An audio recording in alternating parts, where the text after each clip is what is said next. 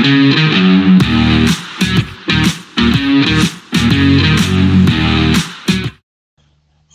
welcome back to the Super Coach Nuff channel. In this video we're going to review Game Week 6 of the 2024-25 Fantasy Premier League season and preview Game Week 7, which is coming up in the next couple of days.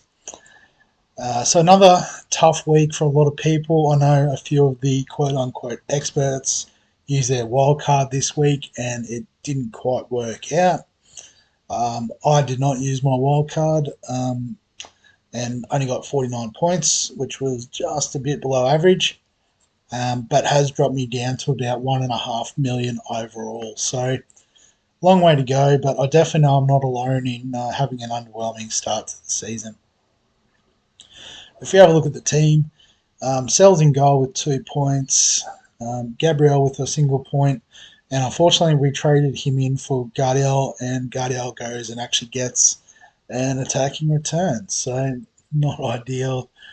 Alexander-Arnold with 1 point, maybe a clean sheet was on offer there, but a little mistake costing them the points. Robinson though with 7 was the shining light for our defense, so you take that every day of the week. In our midfield, Eze blanked, Anana blanked, so really keen to pull the trigger on trading them out. But Salah is captain getting a return, so 10 points. Captain got him to 20, so he carried a lot of the workload this week.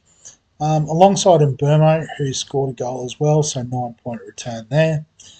Haaland blanking for the first time this season, so right call to go with Salah. And Isak ended up not playing and is in doubt this week. So I think we do have a free transfer this week, maybe just the one. We used them last week, and I think we do have to use it on trading out Isak, which is okay. The plan has always been get through to game week 7 and then wild card going into game week 8. So it's essentially a free hit in the sense of who we bring in for Isak this week. So if we have a look at the options, Jackson at 7.9, has had a great start to the season. It looks like he's nailed on as the starting number 9 there at Chelsea, and an okay fixture against Forest. Obviously we've got Sells in goal, so there is a bit of a conflict there, but I guess, if someone else scores a goal from Chelsea, then we don't get the clean sheet from Sells anyway, so hopefully it would be Jackson. But you can see 4 goals, 3 assists in 6 games. That's, pretty juicy stats. Watkins is out of our price range, so we do have 0.6 in the bank, so we are 0.2 short. Not worth 4 points to trade in Watkins, despite, some good form, 4 goals in his last 3 games. Some decent fixtures coming up too. But yeah, we're not going to blow 4 points on Ollie Watkins. Danny Welbeck with Pedro out, looks like he's a bit more nailed on. Blanked against Chelsea. Plays Tottenham this week. Not the most watertight defence way Ange likes to play his game, but Newcastle next week. Wolves, we're not too worried about the future, but I think we can do better. Havertz is an interesting one. Has the ideal matchup this week against Southampton, coming off a goal against Leicester. So 3 goals this season. Whether we keep him long term, not sure. Chris Wood, he'll probably be in my wildcard team, but against Chelsea this week, don't like his chances, but Palace, Leicester after that, and then into West Ham, Newcastle at home. So some okay fixtures there. This is out. Jimenez is one I'd be interested in for my wildcard team as well, but playing Man City this week, it's a hard pass. Duran, not too sure. I haven't followed him too closely. 4 goals. It's not bad return. But that's all coming off the bench, I've just noticed. So, super sub, love to see it. But we want players playing 90 minutes to maximise their chances.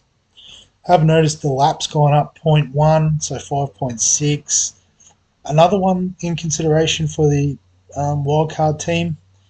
So, I mean, at 5.6, it is cheaper than Wood. So, Jimenez, Delap, Haaland up front. Can actually have a bit of a look at this now, what it looks like, because we're not committing to the trades at the moment. So, frees up a little bit of cash. I guess if we're going to go all out on the wildcard team, the question is, do we look at bringing in another big gun, whether that is Saka? Cole Palmer is the one everyone's talking about off his 4-goal performance. But I guess if we look outside of that, 2 goals, 4 assists so far, so that's nice. He's not going to score 4 goals every week. So that was 2.4 expected goals out of 3.7. So, you sort of take that out and the average dips a bit per 90. So just be mindful of that, is that the stats are a little bit skewed. They do also have Liverpool in game week 8. Arsenal not too far down the road. And even Newcastle, Man United aren't the easiest fixtures. So I don't think you have to stress about bringing in Palmer. I mean, if I was trying to pick a third premium, I'd like to get Saka back in, although they do have those couple of tricky fixtures coming up. So again, not worth breaking the bank over bringing them in. Son probably just, getting stuck out a bit wide with Ange's system. Didn't even play against Man United. But, 2 goals, 2 assists in 5 games isn't the worst. But again, is there better money better spent throughout? So I guess if you believe in Eze, he might be worth hanging around. Obviously against Liverpool this week's not ideal. But, there is some XG, 0.37 per game, 0.14 assists, and he's only managed to get 1 attacking return. But surely Crystal Palace will lift. So interestingly, the top defenders all in red. Don't know if that's a thing. But I guess we do want to get rid of Anana. So let's give us 7.4. So in that sort of category, McNeil, not sure what his story is. Scored 2 goals last week.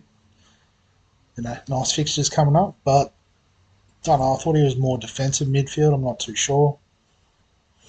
Definitely central midfield, I suppose. Barnes. Gordon's an interesting one. I saw he's sort of playing up top with Isak out. Getting a return against Man City, you'll love to see that. But a couple of trickier fixtures coming up. Someone like a James Maddison might be interesting. Looks like a good run through to game week 12 against Man City. And even then, there's not too much until Liverpool. So maybe someone like a Maddison would be nice in that spot. Oh, 0.1 out. That hurts. Because I guess the other thing too is we'd have to try and fix up our 4.0 million defenders. We need to be able to sub in some defenders in case of injuries and the like. So would that mean we get rid of Trent? Crystal Palace this week's a good fixture, but then Chelsea, Arsenal, and then Man City not far down the track.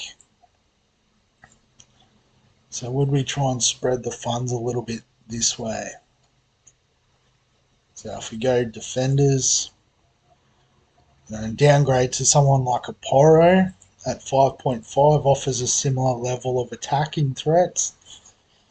And then that gives us a bit more cash to potentially upgrade our defense. And 9.4, so we could look at some 4.5, 4.6 options.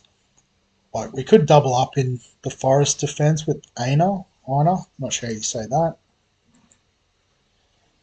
But, especially after Chelsea this week, a few good run fixtures. Gets a bit hard with Arsenal, Man City. That's one option. Veltman seems to be doing okay, although didn't play against Chelsea. So might have to look a little bit more into that. Yeah, tough fixtures coming up as well, so probably not. James Justin getting a couple of goals on the weekend. That could be against Arsenal of all teams, so very interesting option. Some nice fixtures, so maybe he comes in to the squad. And, someone like a Rico Lewis with Rodri out, sounds like he's going to have a fairly big role in that sort of double pivot that Pep likes. Nice fixtures coming up. So maybe we could get on a Rico Lewis sort of deal.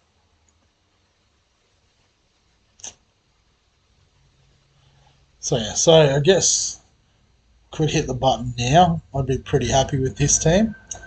But I think we will just wait the week. No need to do anything silly just yet. Reset. I just want to have a look at the international break. There's often players will get injured during that time. So I think having that extra flexibility through the next couple of weeks is going to be ideal. So we'll trade out Isak for this week. Yeah, because the other players are all bottom dollar, so there's no value there. And we'll bring in a forward. And given it's purely based on 1 week, I'm going to go with Kai Havertz. The Southampton fixture is quite nice. So let's lock that in. And straight into our team. Obviously, again, our bench is trash, so no stress there.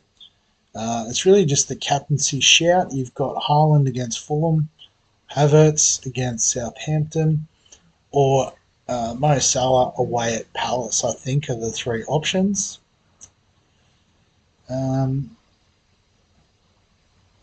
So I guess because it probably is a bit of a pod move. Let's have a look at Havertz. Oh no, he's owned by 19%. So not the most out there selection.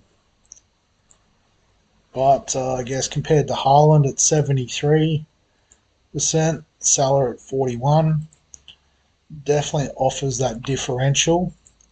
So let's do it. Havertz captain, Haaland vice captain. Save that. Lock that in. I just realised we didn't go through the league results. So let's go through that now. Wasn't done on purpose, just completely forgot. So I guess lucky for me, Shano didn't have the best week with a 29-point return. So captaining Haaland isn't ideal. Doesn't have Mo Salah. So I left some points on the bench too, which will be disappointing. Looks like only Mbermo getting an attacking return there, which really stings. So unlucky, mate. We've all been there. It's your week next week, no doubt. But it looks like the East Valley Vikings fighting back with a 77. I know they struggled early, Matt's team, but he's come good this week. So how's he done it? Mo Salah is captain, has Cole Palmer, so that's a nice one. Should just have a quick look to see how many of us do have Cole. Maybe Matt's the only one, and it's turned out to be a masterstroke. Yeah, other than that, they're the 2 big hitters. Watkins as well with an 11.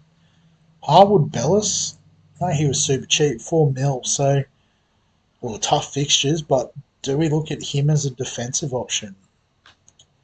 For Southampton, probably not, looking at the goals conceded. But did score one against Bournemouth, which is interesting. Very cool. Go back to the team. So Jed Mack is bottom with 70 as well. Let's have a look. So another one with Palmer as vice captain. Oh, that's yeah, that's tough when your VC goes off and your captain blanks.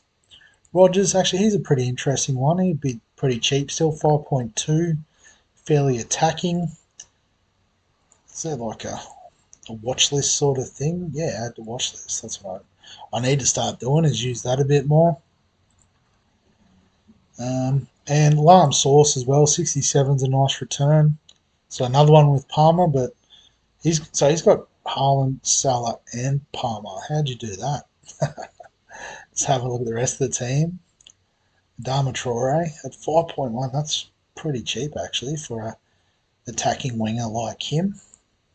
That's an interesting one. He's on the watch list. Stealing everyone's players. This is great.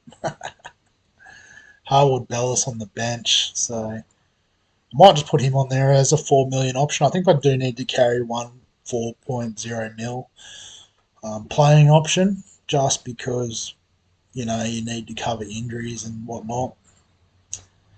Kanate scoring a goal was nice as well, though. Has Watkins. It's a pretty stacked team, but yeah, I didn't realise Adama Traore was such good value. Calvert Lewin, 6 mil, that's not the most expensive. What's Kanate at? 5 mil? 5.2. Yeah, so they've done that pretty well, I think. Good stuff. Cool, so go back to the league, just have a look at the ladder. So, Shana's first loss, there you go. I've chopped down the giant. But yeah, what's that? Three of us on 4 and 2. But unfortunately, my total points scored is terrible. So, and Shoaib getting a dub. I think that's the first win, isn't it? I didn't even. Yeah, so Shoaib getting a win over Havertz. Got a clue. Well done, Shoaib. Let's have a quick look. Played the wild card. Nice. So that's worked out well. And gone with no Haaland. Very interesting. Got Saka, Salah, Watkins. Solanke scored and Burmo scored. Gone big in defence. Edison in goal's an interesting one. I don't hate that. Rogers on the bench is nice as well. So he's gone without Haaland. I like the point of difference. Particularly I know he's been struggling a bit to start the year, but the only way is up. We love to see it. Fantastic. Well, I'll go back to my team just to wrap it up. So there it is. Not too much to it. Havertz in, and we're just going all in on the captaincy. Wildcard next week is the plan. So we'll wrap this video up here. Obviously, if you've got any questions, comments, thoughts, feel free to add them below this video. Give us a like if you do enjoy the FPL content. Subscribe for all the fantasy sports content on the channel. And other than that, we'll catch you in the next one.